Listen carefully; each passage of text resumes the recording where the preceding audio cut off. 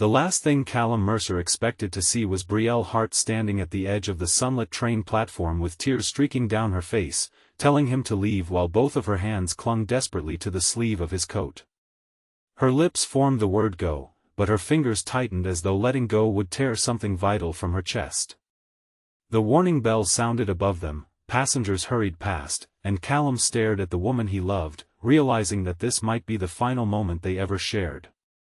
Before we continue, please like, comment, share, and subscribe to our channel if you believe in kindness, forgiveness, hope, and second chances, because sometimes the people who push us away are the ones silently praying that we will understand why they cannot ask us to stay. Only 3 months earlier, Callum had believed that he and Brielle were finally building the life they had both spent years searching for. They had met at a small community art fair in the coastal town of Alderwick, where Brielle displayed watercolor paintings of old homes, empty roads, and weathered hands. Callum had stopped in front of one painting longer than the others. It showed a woman standing inside an open doorway while sunlight poured across the floor behind her. The painting was titled Almost Home. Brielle had watched him study it, quietly amused by the seriousness in his expression. Callum later admitted that he had felt something familiar in the loneliness of the picture. Brielle had smiled, but something guarded had passed through her eyes, as if he had accidentally touched a private wound. That afternoon turned into coffee turned into long walks beside the harbor, and those walks slowly became the safest part of both their lives. Callum was a restoration architect who repaired historic buildings, but he carried a quiet belief that he had failed to repair the most important relationship of his life. Years earlier, he had left his hometown after a bitter disagreement with his father, Graham, a proud and stubborn man who had wanted Callum to take over the family construction company. Callum had chosen architecture instead, and neither man had known how to apologize.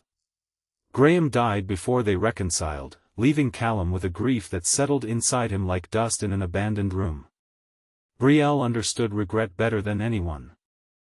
She had spent most of her adult life caring for her younger sister, Maisie, after their mother died and their father disappeared beneath gambling debts and broken promises.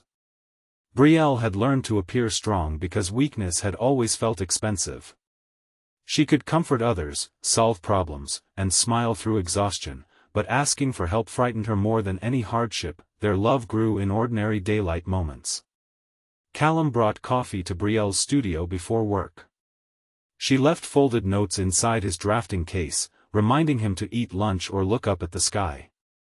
On Saturdays, they visited flea markets and rescued objects no one else wanted. A cracked blue vase became their kitchen centerpiece.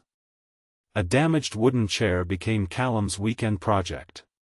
Brielle once told him that broken things were not always useless, sometimes they simply needed someone patient enough to see what they could become. Callum thought she was talking about furniture. Months later, he understood that she had been talking about herself. By early spring, he planned to ask her to move into the small house he had restored on Willow Lane, a place with pale stone walls, wide windows, and a garden that caught the morning sun. Everything changed on a bright Tuesday afternoon when Brielle received a letter from a private medical clinic. She read it alone in her studio, surrounded by unfinished paintings and jars of cloudy water. The words were careful, clinical, and devastating. A series of tests had revealed a serious heart condition that had likely been developing for years. She would need surgery, months of recovery, and possibly further treatment if complications appeared. The doctor had emphasized that her chances were good if she followed the plan, but Brielle did not hear the hopeful part. She heard only surgery, risk, dependence, and uncertainty. She imagined Callum canceling projects, changing his life, and watching her become another responsibility. She remembered her father promising to stay and then disappearing. She remembered Maisie crying as unpaid notices arrived. Deep inside, Brielle had come to believe that love always left after becoming tired enough. Instead of telling Callum, she began creating distance. She stopped leaving notes. She claimed the studio was too busy for lunch visits. When Callum asked about the dark circles beneath her eyes, she blamed sleeplessness and work. He tried to give her space, believing patience was an act of love, but each day she seemed further away. Then an opportunity arrived for Callum to lead the restoration of a historic theatre in Edinburgh. It was the most important project of his career and would require him to relocate for at least a year. He had planned to decline it because he wanted to build a future with Brielle, but before he could tell her, she insisted he accept. She said the opportunity was too important to lose. She spoke with such controlled calmness that Callum felt something inside him fracture. He asked whether she wanted him to stay, but Brielle could not force the truth through the fear in her throat. She told him that perhaps they had mistaken comfort for permanence. She said their lives were moving in different directions and that holding on would only make the ending harder. Every sentence wounded her as deeply as it wounded him, but she believed pain now would save him from greater pain later. Callum stood in the bright studio, surrounded by paintings that suddenly seemed filled with hidden goodbyes. He asked whether she loved him. Brielle looked toward the window, unable to lie while facing him, and said love was not always enough. Callum left with his heart crushed and his pride barely holding him upright. For 2 weeks, Brielle pretended she had made the right decision. She organized medical paperwork, arranged for Maisie to help after surgery, and avoided the streets where she might see Callum. Yet every part of Alderwick reminded her of him. The bakery window where he had once drawn a floor plan on a napkin. The bench where he had admitted his regret about his father. The hardware shop where they had argued playfully about the correct color for the garden gate. Brielle told herself that memories would fade, but instead they sharpened. She began painting compulsively, creating image after image of empty platforms, open doors, and hands reaching toward someone already walking away. Maisie discovered the truth when she found Brielle sitting on the studio floor beside the medical letter. Unlike Brielle, Maisie had grown into someone who spoke directly when afraid. She told her sister that protecting Callum from the truth was not love, it was fear wearing the clothes of sacrifice. Brielle insisted that she knew what abandonment felt like and would not give Callum the chance to feel trapped. Maisie answered that Callum was not their father and that Brielle had punished him for a decision he had never made. Those words struck with brutal clarity. For years, Brielle had believed she was strong because she never depended on anyone. Now she saw that her strength had become a wall, and the wall had not only kept pain out.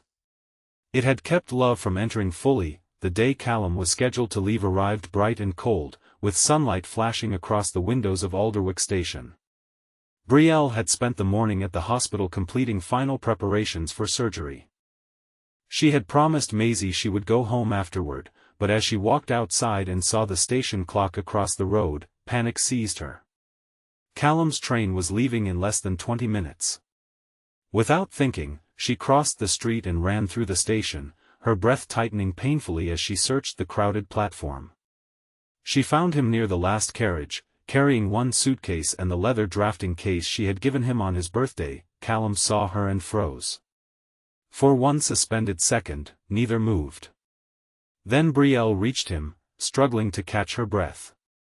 She had imagined offering a perfect explanation, but fear scattered every rehearsed word. She told him she was sorry. She admitted she had lied when she said she wanted the relationship to end. She explained the diagnosis, the surgery, and the terror that had convinced her he would eventually regret staying. Callum's face changed from confusion to hurt, then from hurt to something deeper. He asked why she had not trusted him enough to let him choose. Brielle had no defense. Tears filled her eyes as she admitted that she had spent so long preparing for people to leave that she had started pushing them away before they could prove they were different. The final boarding announcement echoed through the station. Callum looked toward the train, then back at Brielle. She told him to go because she could not bear to destroy the future he had worked so hard to earn. Yet as she said it, her hands reached for him and gripped his sleeve. Her body betrayed the sacrifice her mouth was trying to make. Callum looked down at her trembling fingers and understood what she could not say. Brielle was not asking him to abandon his dream. She was begging him not to abandon her heart. Callum gently removed her hands from his sleeve, and for one horrifying moment Brielle thought he had chosen the train. Then he placed both her hands against his chest. He told her that love was not a debt, illness was not a burden, and staying beside someone did not mean surrendering every dream. He said he had already spoken to the theater board that morning because he had realized he did not want success purchased through silence and regret. They had agreed to delay his start date and allow him to divide his time between Alderwick and Edinburgh during the first months. He had not known about her illness, but he had known that leaving without one final attempt to understand her would repeat the greatest mistake of his life. He had lost the chance to reconcile with his father because both of them had waited for the other to speak first. He would not allow pride and fear to steal another person he loved. Brielle broke down in the middle of the crowded platform, not with the graceful tears of a painting, but with the raw, shaking grief of someone finally releasing years of fear. Callum held her while the train doors closed and the carriages pulled away beneath the afternoon sun. He did not promise that everything would be easy. He did not tell her that love could remove every risk. He promised only that they would face the truth together, one day at a time, without pretending fear was strength or silence was protection. The weeks before surgery transformed them both. Brielle learned to accept help without apologizing for existing. Callum attended medical appointments, but he never treated her like a fragile object. Maisie organized meals, neighbors offered rides, and the community that Brielle had quietly supported for years returned that kindness with astonishing tenderness. On the morning of the operation, sunlight filled the hospital room. Brielle was frightened, but she no longer felt alone. Before the nurses took her away, Callum placed a folded piece of paper in her hand. It was a simple sketch of the house on Willow Lane, with 2 names written beneath the front door and a note saying that home was not a place where nothing bad could happen. Home was where no one had to face it alone. The surgery was successful, though recovery tested Brielle's patience and Callum's endurance. There were difficult afternoons, painful setbacks, and moments when both became frustrated. Yet they learned that real love was not proven through dramatic promises. It was proven through medicine schedules, shared fears, honest apologies, and the decision to return after every hard conversation. Callum began work on the Edinburgh Theatre 2 months later, travelling several days each week and returning to Alderwick whenever possible. Brielle slowly returned to painting, but her work changed. The empty doorways filled with people. The lonely roads curved toward houses glowing in daylight. Her first completed painting after surgery showed 2 hands holding each other on a station platform as a train disappeared in the distance. She titled it Stay Without Losing Yourself. 1 year later, Brielle held an exhibition inside the restored theatre Callum had helped bring back to life.